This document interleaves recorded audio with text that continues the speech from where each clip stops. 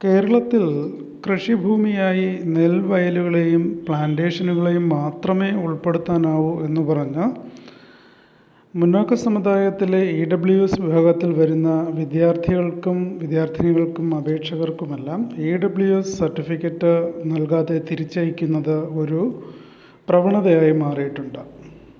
ഇത്തരത്തിൽ സൗമ്യ എന്ന ഒരു ഉദ്യോഗാർത്ഥിയും വിദ്യാർത്ഥിയുമായ ഒരു പെൺകുട്ടിക്ക് കേന്ദ്ര EWS സർട്ടിഫിക്കറ്റ് നിഷേധിച്ച പൊന്നാനി തഹസിൽദാരുടെ നടപടിക്കെതിരെ EWS പ്രൊട്ടക്ഷൻ ഫ്രണ്ട് ബഹുമാനപ്പെട്ട കേരള ഹൈക്കോടതിയെ സമീപിച്ചതിൻ്റെ അടിസ്ഥാനത്തിൽ സൗമ്യയ്ക്ക് അതിനാവശ്യമായിട്ടുള്ള സർട്ടിഫിക്കറ്റ് നൽകുവാൻ ബഹുമാനപ്പെട്ട കേരള ഹൈക്കോടതി ഉത്തരവിട്ടു.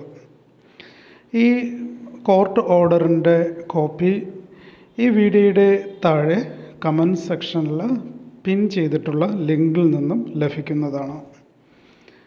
ഈ വീഡിയോയും ഈ ചാനലും സബ്സ്ക്രൈബ് ചെയ്ത് വീഡിയോ കൂടുതൽ ആൾക്കാരിലോട്ട് ഷെയർ ചെയ്യണമെന്ന് റിക്വസ്റ്റ് ചെയ്യുന്നു.